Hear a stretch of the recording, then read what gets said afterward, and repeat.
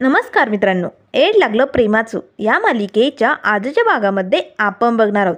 इथे राया आता मोठ्या साहेबांना म्हणतो, साहेब या सगळ्या पुराव्यानुसार या निक्कीनेच अण्णाचा खून केला हे साबित होतंय, त्यामुळे या निक्कीला अटक करा. आता मात्र मंजिरी नाना यांना या निक्कीची पार लाज वाटते. अशी कशी पोरगी? त्यावर लगेच आता जिजी मग लागते, अरे अरे लाज वाटू दे जरा, असं कसं वागू शकता तुम्ही? आणि अगं ये निक्की, एक पोरगी होतीस ना तू, स्वतःच्या बापाला मारताना तुला काहीच नाही वाटलं? त्यावर लगेच जिजीम लागते, नाही नाही, पोरगी म्हणण्याच्या लायकीचीच नाही आहे. मी तर म्हणते तुझ्यासारखी पोरगी ना एखाद्या दुश्मनालाही देऊ नये देवाने, असली नीच नालायक. त्यावर लगेच नाना म्हणू लागतात, अख्ख्या पंढरपुराला लाज वाटेल अशी कामं करते ही, आणि आता तर स्वतःच्या बापाला स्वतःच मारलंय, लाज नाही वाटत तुला? असे आता नाना जिजी इथे निक्कीला बोलू लागतात. त्यावर जिजी लागते, नाही नाही, मला ना हिच्यावर पहिल्यापासूनच डाऊट होता. मला वाटतच होतं हीच पोरगी नक्की काहीतरी करणार, म्हणूनच मला ही कधी आवडत नव्हती. आता निक्कीला मात्र खूपच राग येतो. त्यावर लगेच रायम लागतो, आणि साहेब या सगळ्या कामामध्ये या निक्कीचा मित्र, तिचा साथीदार म्हणजे हा घोरपडे, याने तिला सगळी मदत केली. तेव्हा जय ओरडतच मग लागतो, ए राया, माझं नाव कशाला घेतोय रे? मी कधी इथे मध्ये आलोय? तुझ्याकडे काही पुरावा आहे का? त्यावर लगेच रायम लागतो, घोरपड्या, अरे इतक्या वेळ सगळे पुरावे साबित केले, ते कमी पडले का? तुला अजून पुरावे पाहिजे का घोरपड्या? थांब, मी दाखवतोच तुला. आता लगेच तिथे पटेल काका, विनोद, रिक्षेवाला, जे काही सगळे आलेले असतात त्यांना आता लगेच राया विचारू लागतो, सांगा तुम्हाला ही जी कामं करायला लावली होती त्यासाठी पैसे तुम्हाला कोणी दिले होते? आता मात्र रायाला वाटतं की सगळेजण जयचं नाव घेतील, पण त्या क्षणी आता सगळेजण निक्कीकडे बोट करतात आणि निक्कीचं नाव घेतात. आता मात्र लगेच इथे मोठे साहेब लागतात, निक्की तू तुझ्या बापाला मारलंय, एक खून केलायस तू, त्यामुळे आता तुझी सुटका नाही आहे, अटक करायला, असे म्हणून आता लगेच कॉन्स्टेबल इथे निक्कीला पकडतात. त्याच वेळेस आता मात्र लगेच राय लागतो, साहेब या जय विरुद्ध माझ्याकडे आता सध्या काही पुरावे नाही आहे, त्यामुळे हा आता सुटलाय, पण मला माहिती याने या निक्कीला नक्की या कामात मदत केली.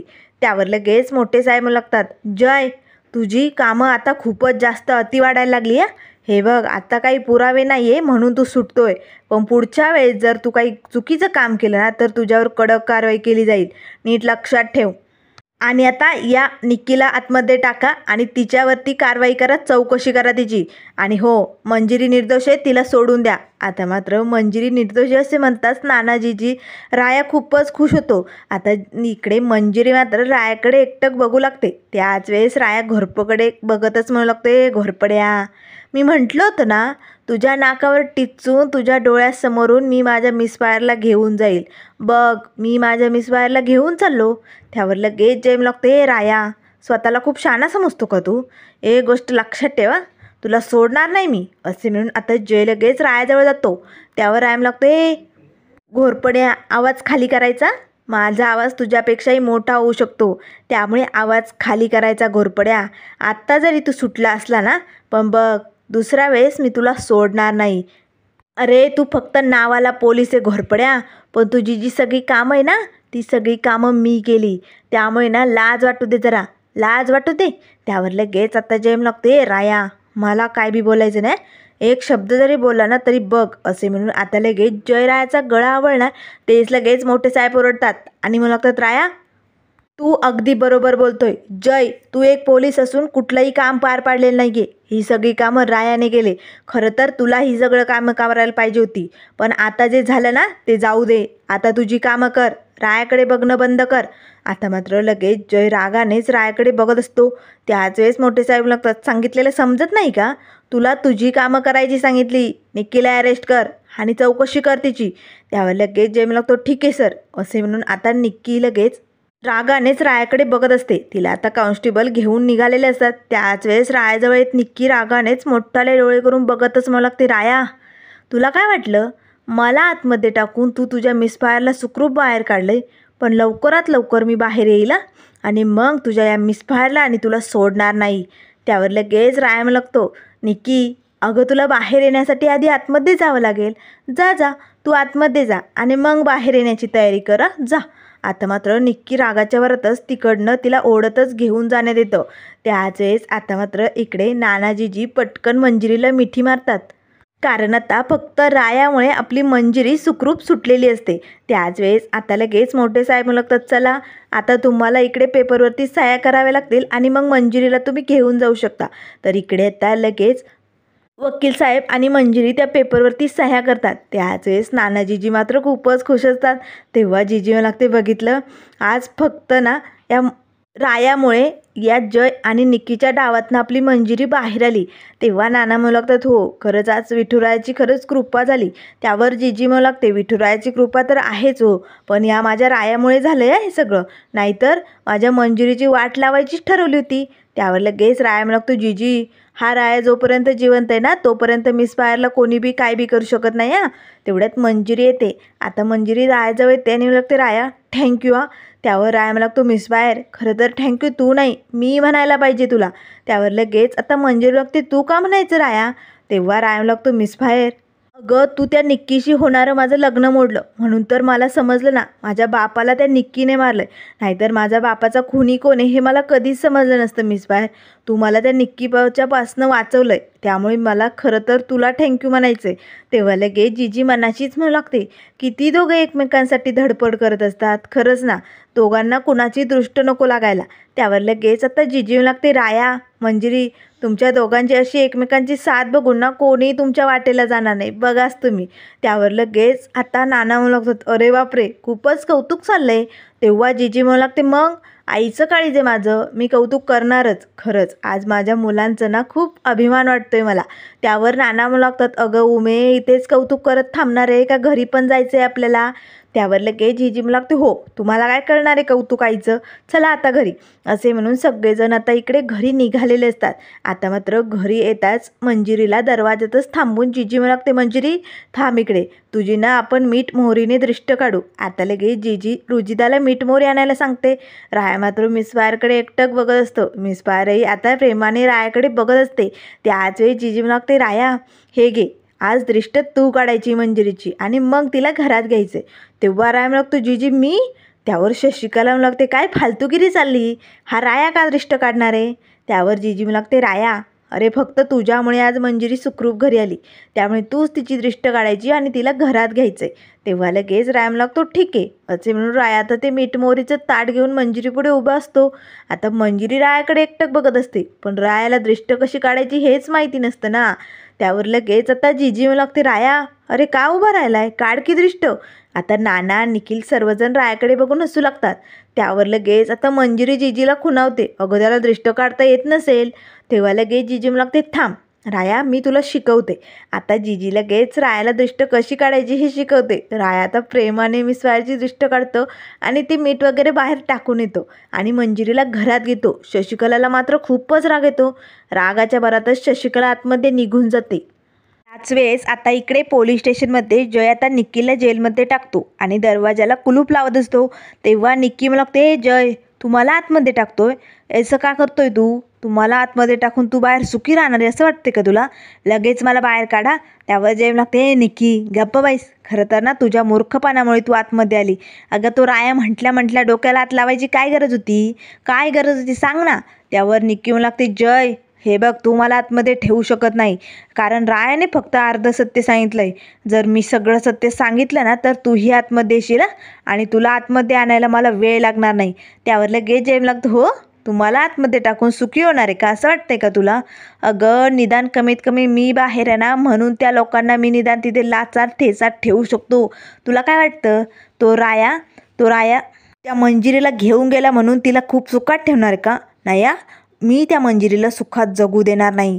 तेव्हा लगेच निक्की लागते, हो ना मग जय मला लवकरात लवकर इकडनं बाहेर काढण्याची तयारी कर, नाहीतर बघा मी तुला आतमध्ये घेईल. तेव्हा जय लागते, निक्की ही वेळ भांडत बसायची नाही आहे, अगं एकमेकांच्या साथीने त्यांची वाट कशी लावायची ना हे ठरवायचं आहे आता. त्यावर निक्की लागते, कळतंय ना मग कर ना काहीतरी कर. त्यावर जय लागतो, त्या मंजिरीनं ना असं काहीतरी करणार आहे ना जगासमोर तोंड दाखवायच्या लायकीची सुद्धा राहिली नाही पाहिजे. त्यावर निक्की लागते, हो जय असंच कर, जगाला तोंड दाखवायची लायकी नसली पाहिजे त्या मंजिरीची. त्यावर लगेच जय लागतो, जगाला नाही आरशातसुद्धा तोंड बघायला घाबरेल ती मंजिरी, असं काहीतरी करणार आहे मी, बघस त्या मंजिरीची वाट लावणार आहे मी असे आता जय आणि निक्कीने ठरवलेलं असतं. तर इकडे आता राया, मंजिरी, नाना, जीजी सगळेजण आता हॉलमध्ये येतात. तेव्हा जीजी मला लागते, चल रुजिदा आपण ना चहा पाण्याची तयारी करू, असे म्हणून जीजी आणि रुजिदा निघून जातात. तेव्हा नाना म्हणू लागतात, मंजू चल आम्ही दुकानात जाऊन येतो, निखिल चल आपण दुकानात जाऊन येऊ, असे म्हणून नाना आणि निखिलही निघालेले असतात. आता मात्र उरलेले असतात ते फक्त राया आणि मंजिरी. आता मंजिरी लगेच रायाला पुन्हा थँक्यू म्हणू लागते. त्यावर राया म्हणू लागतो, मिस्फायर अगं किती वेळा थँक्यू म्हणणार आहे, आणि हे बघ ना किती हातावरती वळ उठलेत ना, या घोरपडेने तुला जेवढ्या यातना दिल्यात ना तेवढ्या यातना मी त्याला देणार आहे आणि त्याच्या हातावरही असे वळ उठवणार आहे. तेव्हा मंजिरी लगेच रायाचा हात हातात घेते आणि म्हणू लागते, राया अरे एक दिवस होता जेव्हा तू स्वतः या जबरदस्तीने घरात येऊन माझ्याकडनं जबरदस्तीने तुझ्या जखमांवरती मलम लावला होता, आणि आजचा दिवस बघ राया तू किती बदललाय, तेव्हा तू कसा गुंड होता. त्यावर राया म्हणू लागतो, मग आता आता काय झालोय मी.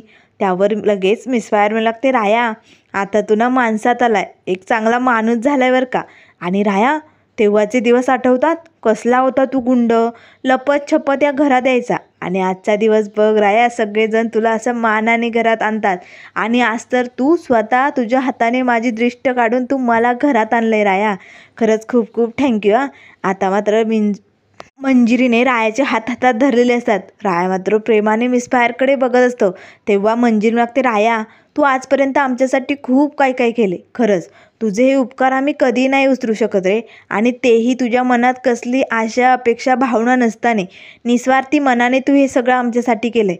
त्यामुळे राया आज तुला ना मी एक संधी देते, तुझ्या मनात जे काही असेल ना ते तू माझ्याकडे माग, मी तुला ते नक्की देणार राजा. आता मात्र लगेच राया मिसफायरकडे एकटक बघू लागतो. तेव्हा मंजिरी लागते, हो राया खरंच तू जे म्हणशील ना ते मी आज तुला नक्की देईल, माग तू काय मागायचे. लगेच राया मनाशीच म्हणू लागतो, मिसफायर अगं मला तर तू हवी, माझं तुझ्यावरती खूप प्रेम आहे मिसफायर, आणि मला तू हवी ग. तेव्हा मंजिरी लागते, राया अरे किती विचार करणार आहेस तू, अरे एक गोष्ट मागायची सांगितली एवढा विचार करायसारखं काय त्यात, माग तू मी तुला ते नक्की देणार. त्यावर लगेच राया मात्र विचार करत गुंगलेला असतो. आता जर खरंच ह्या संधीचा फायदा घेऊन मी मिसफायरला माझ्या प्रेमाबद्दल सांगितलं तर, पण कसं तोंड उघडतच नाही आहे मिसफायरला प्रेम सांगायबद्दल. तेवढ्यात लगेच जीजी येते. त्याचवेळी जीजी मला लागते, मंजिरी चल बरं माझ्याबरोबर तुझ्याकडे एक काम आहे. त्यावर लगेच आता मंजिरी रायाला मला लागते, राया विचार कर आणि मग मला सांगा, तू जे मागशील ते मी तुला आज नक्की देणार. तेव्हा लगेच जीजी मला लागते, राया संधीचा फायदा घे बरं का, अशा संध्या चालून चालून येत नाही, त्यामुळे ना तुला ना विचार करून योग्य तेच मागायचं आहे मंजिरीकडे, बघ तुझ्या मनात काय असेल ते सांगून टाक. आता मात्र राया खूपच खुश होतो. आता लगेच जीजी मंजिरीला तिकडनं घेऊन जाते. तेव्हा राया मनाशीच म्हणू लागतो, काय चालू आहे नेमकं हे सगळं, हीच वेळ का माझं प्रेम मिसफायरला सांगायबद्दल, असा तो विचार करत असतो. तेवढ्यात आता जीजी ओढतच मंजिरीला इकडे शशिकलाच्या रूममध्ये घेऊन आलेली असते. इथे शशिकला मात्र खूपच भडकलेली असते. काय लोक प्लॅन करतात ना हे, यांना काही अक्कलच नाही असे ती म्हणत असते. हा जय आणि हे निक्की स्वतःला खूप शाणे समजत होते, पण नाही लग्नही होता होता राहिलं, ती मंजिरी जेलमध्ये सडणार होती तेही राहिलं, आणि आता मंजिरी निर्दोष सुटून बाहेर आली आणि ती निक्की बसली आतमध्ये जाऊन, सगळं काही उलटच झालंय. तेवढ्यात आता लगेच जीजी येते आणि मला लागते, शशिकला अगं बघ कोण आलंय. तेव्हा लगेच शशिकला मला लागते, अगं बापरे मंजिरी तू निर्दोष सुटून घरी आली, बरं झालं, आता ना मला माझा नवस पूर्ण करावा लागेल. अगं मी तुला बाहेर येण्यासाठी नवस केला होता, खरंच मला खूप आनंद झाला या. त्यावर जीजी मला लागते, शशिकला अगं हे जे खोटे सोटे नाटकं चालू आहे ना तुझे, ते सगळे बंद कर, आम्हाला ते सगळे माहिती आहे शशिकला, उगाच खोटं नाटक करू नको.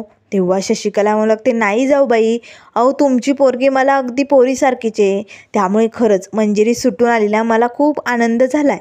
त्यावर लगेच जीजी मला लागते, हो शशिकला, पण मंजिरी जेव्हा आतमध्ये गेली होती तेव्हा तू काय काय बोलली होती हे सगळं मला आठवतं आहे.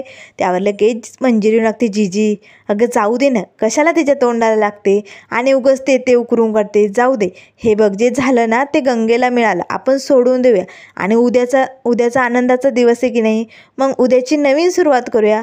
तेव्हा लगेच आता शशिकला मला लागते, उद्याचा काय आनंदाचा दिवस आहे, असं काय उद्या. त्यावर लगेच आता शशिकला मला लागते, माझ्या नाना आणि जीजीच्या लग्नाचा 31वा वाढदिवस आहे, असे आता मंजिरीने शशिकलाला सांगितलेले असते. तेव्हा शशिकला डोक्याला हात लावतच मला लागते, अरे बापरे हो मी तर विसरले होते. खरंच जाऊबाई, उद्या तुमचा 31वा वाढदिवस आहे लग्नाचा, मग तो तर साजरा व्हायलाच पाहिजे. त्यावर लगेच मंजिरी लागते, हो उद्याचा दिवस माझ्यासाठी खूप खास आहे आणि तो मी साजरा करणार म्हणजे करणार. त्यावर लगेच आता मंजिरी शशिकलाकडे बघतच म्हणू लागते, आणि काकू तूही या आमच्या आनंदात सामील झाली ना तर बरं वाटेल आम्हाला. तेव्हा शशिकला म्हणू लागते, होणार, दुसऱ्याच्या आनंदात सामील होणं मला खूप आवडतं आणि मी फक्त सामील होणार नाही, तुम्हाला सगळी तयारी करू लागणार, पण त्यासाठी मला शॉपिंग करायला जावं लागेल, जाते मी, असे म्हणून शशिकला आता घाईघाईत शॉपिंग करण्यासाठी निघालेली असते. तेव्हा लगेच जीजी म्हणू लागते, कसली बाई आहे नाही, फक्त स्वतःचा विचार करते. आणि मंजिरी, अगं हे वाढदिवस वगैरे करायची काय गरज आहे. तेव्हा लगेच मंजिरी म्हणू लागते, नाही आहे जीजी, वाढदिवस तर साजरा होणारच, कारण हे मी तुझ्याकडनं आणि नानाकडनं शिकले. छोट्या छोट्या गोष्टीतनं मोठा आनंद कसा निर्माण करायचा ना, हे तुम्हीच शिकवलं की नाही मला. मग उद्या तुमचा वाढदिवस धूमधडाक्यात मी साजरा करणारच. तेव्हा लगेच जीजी म्हणू लागते, ठीक आहे, पण मंजिरी माझी एक अट आहे, ती अट तुला मान्य करावी लागेल तरच हा वाढदिवस होणार. त्यावर लगेच मंजिरी म्हणू लागते, कुठली अट आहे गं जीजी. त्यावर जीजी म्हणू लागते, मंजिरी उद्या ना तुला एकदम छान असं नव्या नवरीसारखं नटून थटून यायचं आहे. त्यावर मंजिरी म्हणू लागते, जीजी अगं वाढदिवस तुमच्या लग्नाचा आहे, मला कशाला नटायला सांगते. त्यावर लगेच जीजी म्हणू लागते, नाही मग जर तुला अट मान्य असेल तरच वाढदिवस होणार, नाहीतर नाही. त्यावर लगेच मंजिरी म्हणू लागते, ठीक आहे जीजी, माझ्या नाना जीजीच्या आनंदासाठी मी काहीही करू शकते, असे म्हणून आता मंजिरी तयार झालेली असते. इकडे जीजी खूपच खुश असतात. तर इकडे आता राया आपल्या घरी आलेला असतो. राया मात्र मंजिरीच्या प्रेमात वेडा झालेला असतो, कारण मिस पायाने त्याच्या हातात हात घेऊन सांगितलेलं असतं ना, तू माझ्यासाठी खूप काही केलं आहे, तुला जे हवं आहे ते माग. त्यामुळे रायाला खरंच आपलं प्रेम व्यक्त करण्याची संधी आलेली असते. कसं सांगू मिस पायरला तिच्यावर माझं प्रेम आहे याचा तो विचार करत लाजत मुरडत तिथे बाहेर बसलेला असतो. तेवढ्या डिपिकल आणि डंकी येतात. आता मात्र डिपिकल मागतो, डंक्या अरे मला काय दिसतंय, कोणीतरी दिवसा ढवळ्या लाजतंय, मुरडतंय, स्वप्न बघतंय. तेव्हा डिंकी म्हणू लागतो, हो मलाही दिसतंय बरं का. त्यावर राय म्हणू लागतो, कशाला गरिबाची चेष्टा करताय.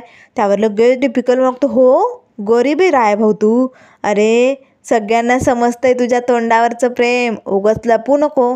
तेव्हा राम लागतो, काय समजतंय, कुठे काय आहे माझ्या तोंडावर.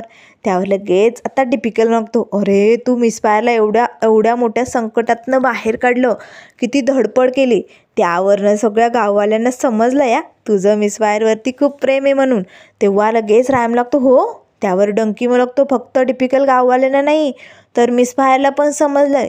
त्यावर आता राय खुश होत म्हणत लागतो, हो मिस फायरला पण माझं प्रेम समजलं आहे. तेव्हा डंकी म्हणू लागतो, हो आणि तिच्या आयुष्यात उद्या खूप मोठा दिवस आहे महत्त्वाचा, आणि मग तू उद्याच तिला तुझं प्रेम सांगून टाक. त्यावर राय म्हणू लागतो, उद्या काय असं. तेव्हा लगेच आता डंकी म्हणू लागतो, अरे राय भाऊ विसरलास का, मागच्या वर्षी 4 जूनला काय होतं, कसं काय विसरू शकतो तू. तेवढ्यात आता जीजीचा फोन येतो. आता लगेच राय पटकन जीजीचा फोन उचलतो. तेव्हा जीजी म्हणू लागते, राया अरे उद्या ना आमच्या लग्नाचा वाढदिवस आहे, त्यामुळे तुला यायचं आहे, पण उद्या तुला येताना ना मिस फायरसाठी म्हणजे मंजिरीसाठी तुला साडी, बांगड्या, कानातले, ज्या काही शृंगारच्या वस्तू असतात ना त्या सगळ्या घेऊन यायच्या बरं का. तेव्हा लगेच राय म्हणू लागतो, जीजी वाढदिवस तुमच्या लग्नाचा आहे, मग गिफ्ट तुमच्यासाठी आणायला पाहिजे ना, मिस फायरसाठी कशाला आणायचं. तेव्हा जीजी म्हणू लागते, हे बघ राया, मी जे सांगितलं आहे ना ते तुला आणावंच लागेल, आणि ते जर आणलं ना जर समजा मला गिफ्ट आणल्यासारखंच होईल, त्यामुळे आणशील ना. तेव्हा राम लागतो, ठीक आहे जीजी मी आणेन, पण मिस फायर माझ्या हातनं हे सगळं घेईल का. तेव्हा जीजी लागते, राया अरे तू काळजी करू नको, माझ्या लेकाने आणलं असं सांगेल, मी तिला घ्यायलाच लावीन, तू फक्त घेऊन ये, मी तुला पैसे पाठवते. तेव्हा राम लागतो, जीजी माझ्याकडे पैसे आहेत, पैसे पाठवायची काही गरज नाही, मी घेऊन येतो. तेव्हा जीजी मला लागते, ठीक आहे राया, उद्या हे सगळं सामान घेऊन ये असे म्हणून आता जीजी फोन बंद करते. तेव्हा डिपिकल आणि डंकी म्हणू लागतात, राय भाऊ अरे उद्याचीच वेळ आहे, तू हे सगळं सामान मिस फायरला दे आणि तिला प्रपोज करून टाक. आता रायानेही ठरवलेलं असतं मिस फायरला आपल्या प्रेमाबद्दल सांगायचं. तर इकडे मात्र जीजी खूपच खुश झालेली असते. जीजी आता संध्याकाळी अंथरूण टाकत असतानाच गाणं गुणगुणत असते. तेवढ्यात नाना येतात आणि मला लागतं, उमे अगं काय झालं आहे, मला माहिती आहे मंजिरी घरी आली म्हणून आनंद झाला आहे, मलाही झाला आहे, पण आज जरा जास्तच आनंद झाल्यासारखं वाटतं आहे, नेमकं काय काय आहे तुझ्या मनात. तेव्हा लगेच जीजी मला लागते, अहो मला ना मंजिरीचं लग्न करायचं आहे. तेव्हा लगेच नाना लागतात, झालं सुरू झालं तुझं पुन्हा, अगं किती वेळा तेच तेच उकरून काढणार आहे, रायाने तुला एवढे पोरं दाखवली, तुला एखादा तरी पटला का. त्यावर जिजी म्हणू लागते, नाही हो, इतक्या दिवस मला मुलं पटत नव्हते, पण माझ्यासमोर डोळ्यासमोर एक मुलगा होता, तो मला दिसत नव्हता आणि आज मला दिसून आलाय तो. तेव्हा नाना म्हणू लागतात, काय एवढ्या दिवस दिसला नाही आज बरा असा अचानक दिसला तुला? तेव्हा जिजी म्हणू लागते, हो, कारण मला खात्री झाली तोच एकमेव मुलगा आहे जो आपल्या मंजिरीला नेहमी सुखी ठेवू शकतो, तिला कुठलीही अडचण येऊ देणार नाही. त्यावर लगेच नाना म्हणू लागतात, म्हणजे तो राया आहे ना, बोल. आता मात्र जिजीला धक्काच बसतो. तेव्हा नाना घाबरतात आणि म्हणू लागतात, सॉरी हा उमे, चुकून बोललो मी, मला वाटलं तुला रायाबद्दलच असं वाटतंय, सॉरी सॉरी. तेव्हा जिजी असं लागते लागते, अहो किती बरोबर ओळखलं ना तुम्ही, मलाही तेच वाटतंय, कारण रायासारखा दुसरा मुलगा होऊच शकत नाही जो मंजिरीला सुखी ठेवेल. त्यामुळे ना मला असं वाटतंय की आपण दोघांनी त्या दोघांचं लग्न लावून द्यायला पाहिजे. त्यावर लगेच नाना म्हणू लागतात, अगं उमे, राय तर माझ्या मनात आधीपासूनच होता, हे मला आधीपासूनच वाटत होतं, पण तुला आधी आवडत नव्हता ना. तेव्हा लगेच जिजी म्हणू लागते, हो ना, नव्हता आवडत ना, पण आता माझा पोरगा झालाय तो आणि माझा सगळ्यात जास्त विश्वास त्याच्यावर आहे. त्यामुळे मला माहिती आहे तो मंजिरीलाच नेहमी सुखीतच ठेवणार आणि कुठली अडचण येऊ देणार नाही. त्यामुळे ना आपण त्या दोघांचं लग्न लावून टाकूया आणि उद्याच त्या दोघांना हे सगळं सांगूया, असं नानाजीजीने ठरवलेलं असतं. तर इकडे जय मात्र खूप भडकलेला असतो. आता मंजिरीच्या फोटोवरती आता घरीच जय आता चाकूने वार करत असतो आणि म्हणू लागतो, मंजिरी तुला मी सोडणार नाही आहे, तुझी वाट लावणार आहे. तेवढ्यात आता शॉपिंग करून शशिकला जयच्या घरी आलेली असते. आता मात्र जयला असं मिसफायरच्या म्हणजे मंजिरीच्या फोटोवरती चाकू मारताना बघून शशिकला म्हणू लागते, ए जय, अरे हे सगळं काय चालू आहे, काय बघते मी? तेव्हा जय म्हणू लागतो, तू इकडे काय करते, कशाला आली इकडे? तेव्हा शशिकला म्हणू लागते, अरे कसं आहे ना, उद्या कार्यक्रम आहे ना, म्हणून शॉपिंग करायला गेले होते, म्हटलं जयला आमंत्रण आहे की नाही बघून यावं, दिलं की नाही तुला आमंत्रण त्या मंजिरीने? तेव्हा लगेच जय म्हणू लागते, ए शशिकला, तू काय इकडे जखमावरती मीठ चोळायला आली का, कशाला आली तू? तेव्हा शशिकला म्हणू लागते, नाही रे, मी कशाला मीठ चोळू, खरंच मी शॉपिंग करायला चालले होते, कारण ती मंजिरी, राया, जिजी, नाना सगळेजण खूपच आनंदात राहत आहे तिकडे आणि तुम्ही इकडे बसले नाक ठेचून, भज झालं आहे तुमचं, सगळा प्लॅन फ्लॉप झाला आहे तुमचा. अरे ती मंजिरी त्या नानाजीजीचा लग्नाचा वाढदिवस करते आणि ती म्हातारी तर पुरी डोक्यात फेल झाली. एवढं त्या मंजिरीचा भीषण भूतकाळ असतानाही रायाबरोबर त्या म्हातारीने त्या मंजिरीचं लग्न करायचं ठरवले असंच वाटते मला. तेव्हा लगेच जेवण लागतो, म्हणजे काय म्हणायचं आहे, काय भूतकाळ आहे त्या मंजिरीचा? तेव्हा शशिकला म्हणू लागते, जय तुला त्या मंजिरीचा भूतकाळ माहिती नाही? अरे सगळ्या गाववाल्यांना माहिती त्या मंजिरीचा भूतकाळ आणि तुला माहिती नाही? तेव्हा जय लागते, बाई खरंच माहिती नाही, सांगतेस का, सांग नाही तर निघ इकडनं. तेव्हा शशिकला लागते, ठीक आहे सांगते. आता मंजिरीचा भीषण भूतकाळ शशिकला इथे जयला सांगू लागते. आता जयलाही हे ऐकून धक्का बसलेला असतो. तेव्हा जय लागतो, खरंच भीषण भूतकाळ आहे, पण आता या भूतकाळाचे सत्य समोर आणून गाववाल्यांना जरी माहिती असते ना, तरी गाववाल्यांना फक्त निमित्त लागतं आणि ते निमित्त करून आता या मंजिरीला नाही गावाबाहेर काढलं ना, तर बघ नावाचा जय नाही, आता बघ मी या भूतकाळाचं काय करतो ते, असे आता जयने ठरवलेलं असतं. शशिकलाही खूपच खुश झालेली असते. तर त्यानंतर पुढील भागामध्ये आपल्याला बघायला मिळेल, इथे आता विठुरायाच्या मंदिरात जाऊन रायाने मिसफायरसाठी सगळं काही शृंगारचं सामान घेतलेलं असतं. राया आता मिसफायरच्या घरी आलेला असतो. आता वाढदिवसामुळे सगळेजण नटून थटून छान तयार झाले असतात. त्याच वेळी जिजी मला ते, राया सगळं सामान आणलं तू, मंजिरीला द्यायचं आहे ना? तेवढ्यात आता शशिकला मंजिरीला ओढतच बाहेर घेऊन येते आणि मला लागते, ओ जाऊबाई, अहो किती दिवस नाटक करणार आहे, आता बंद करा ही तुमची नाटकं. आता राया मात्र लगेच शशिकलाकडे बघू लागतो. तेव्हा शशिकला लागते, कारण ही मंजिरी तुमची मुलगी नसून तुमची एक विधवा सून आहे. आता रायाला तर धक्काच बसलेला असतो. तेव्हा जेम लागते, राया बोल ना, तुझं या मंजिरीवरती प्रेम आहे ना, तुला तिच्याशी लग्न करायचं आहे ना, करशील आता या विधवाशी लग्न? आता शशिकलाने मंजिरीच्या अंगावरती पांढरी साडी फेकलेली असते. मंजिरी आता रायाकडे बघू लागते, पण मात्र हे सगळं सत्य समजूनही राया मिसफायरवर किती प्रेम आहे हे कसं सांगणार, हे आपल्याला लवकरच बघायला मिळेल. त्यामुळे मित्रांनो, अशाच मालिकेंच्या अपडेट पाहण्यासाठी चॅनलला लाईक करा, सबस्क्राईब करा. व्हिडिओ पाहिल्याबद्दल धन्यवाद.